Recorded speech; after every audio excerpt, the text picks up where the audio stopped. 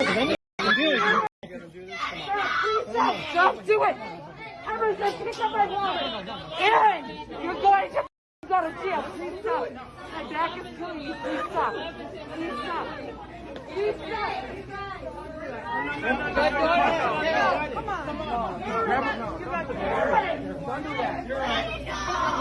Don't do video, please. I'm not getting on.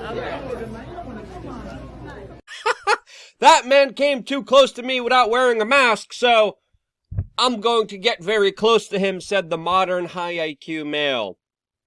Welcome back, beautiful and amazing human beings. My name is Zukardowski here of WeAreChange.org, and man, oh man, do we have some absolutely crazy, spicy news to get into today, as of course the geopolitical situation just got a little bit more complex, to say the least. Lots of crazy things also happening domestically. Things are looking rough for the United States military. This is now, some people are culturally appropriating my dog, Atlas, and there, of course, is a plethora of shenanigans and crazy stuff to get into, which we're going to be breaking down in today's newscast on this independent media organization, which, of course, is sponsored by you. If you like the shirt that I'm wearing right now, you could get it on thebestpoliticalshirts.com, and the clip that we played in the beginning of this broadcast was highlighted by, of course, Clown World on Twitter. If they have a YouTube channel, we will be linking it down below, but they, of course, are a very popular Twitter channel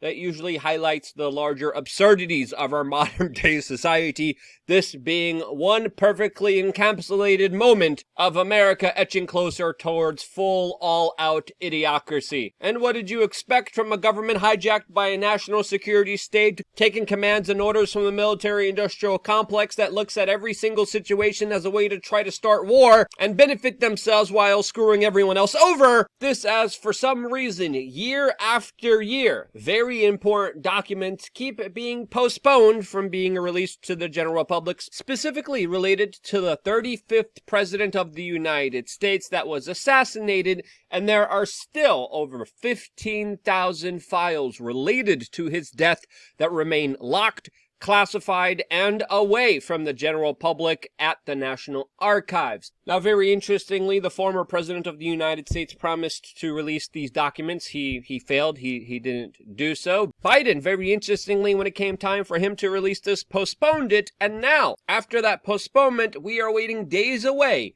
where allegedly thousands of more secret JFK files could be released to the general public if the current president of the United States doesn't delay them any longer, which he most likely will. My larger question to this is that why, for nearly 60 years, is the American public still not allowed to understand what the government knew, what the government has on this major American historical event that I think we deserve the truth about? And it's still important to note here that only a small portion of these documents are still to be released, when there's many more that are still kept secret away from the general public. What is the U.S. government hiding here? Well, whatever it is, it's either hiding their larger incompetence, or, let's be honest here, their larger criminal involvement here. This, as I think it's fair to say, that the government picks and chooses the winners of our larger society. This, as larger fraudsters like Sam Bankman-Fried are still running around free after they delved out a huge portion of protection money towards the current Democratic Party establishment, while other people who dare to question it are being investigated, prosecuted, and sued out of even having a real existence in our modern landscape. This, as in yesterday's video, we highlighted the number of government investigations already ongoing and opened up against Elon Musk on a federal level and also on a local level, especially now with local San Francisco building inspectors trying to shut down the Twitter author spaces because they dared to have a bed that again, many media organizations have in their studios and in their offices. Hospitals routinely do this, especially when it comes to a lot of their staff that have to work very long hours. But for some reason, with all the problems that San Francisco has, its major issue is Elon Musk putting a bed in an office. In other totally unrelated, mind-boggling news today, we're also finding out that a new artificial intelligence bot could soon now do away with homework and, quote, according to Fox News, blow up the U.S. education system, as there's a new evolving technology now that can allow many students to write up articles, essays, and other long format stories just by inputting a limited amount of data, which the AI then kind of releases and creates full feature pieces out of. And whether it's writing jokes, poems, pitches, draft marketing, sales letter, this could virtually mean that homework would be essentially over. There's also some larger thought towards artificial intelligence actually hurting big search engines like Google. Google, that, by the way, a top European court just ruled that they would have to remove searches from their search results if users prove them to be inaccurate. Now, who are going to be these users? What are going to be the protocols of how people follow a lot of these new rules and regulations over in Europe? This, as some people are saying, that now over 50% of Wikipedia articles will be scrubbed from the internet, as some people are saying that this power is definitely going to be abused by the alleged Ministry of Truth out there. And what will be the result of this recent EU ruling? Well, I guess only time will tell. This says technology and artificial intelligence are becoming more encompassing in our everyday life. This, as the latest AI-generated photo app, is not only dominating news headlines, but social media feeds, highlighting some very curious questions about this technology and the future role that it will play in our lives, which I want to help you put in your hands by signing up to lukeuncensored.com, as today we are going to be doing a very important video about subjects that, of course, we cannot discuss here, as, of course, predominantly we are going to be talking about a solution-oriented video at being the strongest, best version of yourself. Lots to talk about, especially when it comes to health, especially when it comes to taking care of yourself, not falling for the larger traps of society. That conversation, that video is only available for members of lukeuncensored.com. Sign up now if you haven't. It's just 50 cents a day. And also, we are still continuing many of our sales on thebestpoliticalshirts.com with this latest short advertisement that we just launched on YouTube, which we think is absolutely hilarious. So also just don't forget to check out thebestpoliticalshirts.com, as right now the major news dominating the headlines is a trade that just happened between Russia and the United States, as the President of the United States, Joe Biden, just successfully negotiated a trade for Brittany Griner, an avid marijuana smoker who got in trouble for bringing marijuana over to Russia where it's illegal, and then was captively held as a political prisoner, traded for, of course, a Victor Bout, a Russian arms dealer that has been called the Merchant of Death and has been providing many Western enemies with arms and munitions. Now, it's important to note here, before we get into some of the bigger details here and symbolism, that trading political prisoners is very common, especially when it comes to Russia, and is a form of a kind of diplomacy that is not only easing tensions, but allowing people to go free from confinement and being used as political pawns.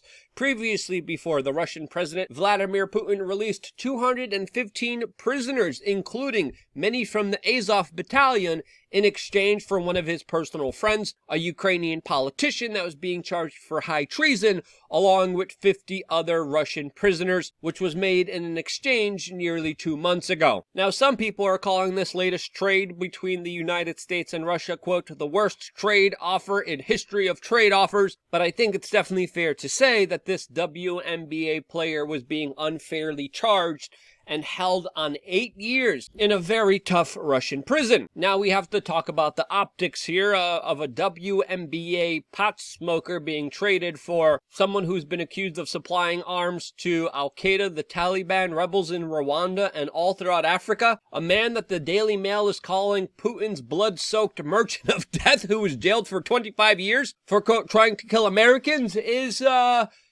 something that is leaving a lot of people talking about this trade. And it's fair to say that this trade is leaving people with a lot of questions. Of course, This is also the man that the film Lord of War with Nicolas Cage was based on, and was an absolute amazing movie. If you haven't watched it yet, maybe this is the time to actually watch it for my own personal recommendations, as there's also accusations against Vitor for allegedly trying to sell missiles that would down U.S. passenger jets. He's also being accused of stealing $32 billion of weapons from Ukraine. And again, there's a lot of weapons that usually do go missing inside of Ukraine. And man, this guy was something else, to say the least. And let's be honest here, for the United States to release this man is a big deal, and also a part of other larger politicking behind the scenes that we are still not aware of, as we're finding out little details about how Saudi Arabia was responsible for this brokered prisoner swamp. We also found out that the two prisoners actually walked past each other on a UAE airport tarmac, specifically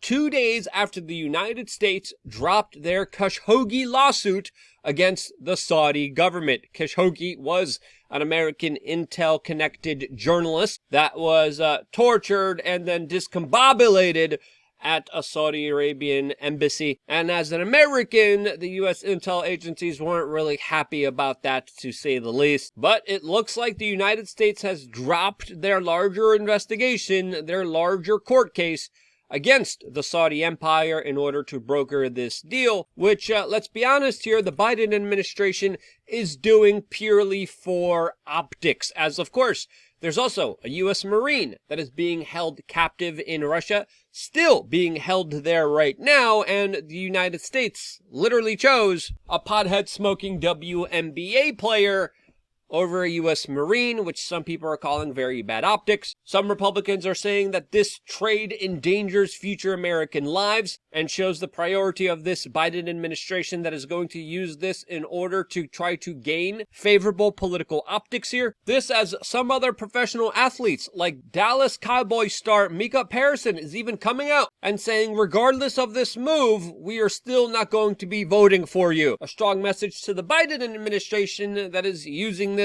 for the pure purposes of political exploitation, which actually might backfire on them. As I think it's fair to say that this definitely sends a strong signal that the Biden administration cares more about political optics than it does about U.S. service members. This, as recruitment for the U.S. military has been at an all-time low, as of course the U.S. military has largely become a very woke army that is forcing soldiers to do acts of humiliation for the sole purposes of appeasing a woke agenda, just like forcing soldiers to walk in high heels. Along this, we also have other service members now proudly posting photos of them, I guess you could call them being furries with their uniforms, really sending a clear message that optics-wise isn't really the best look when it comes to U.S. military strength and efficiency. What do you think? Maybe I'm wrong. Let me know down in the comment section below. I wouldn't be here if it wasn't for you guys actively watching and sharing these videos, and this is why I love you guys. Stay tuned for more here on wearechange.org. One more video right now on LukeUncensored.com. See you there.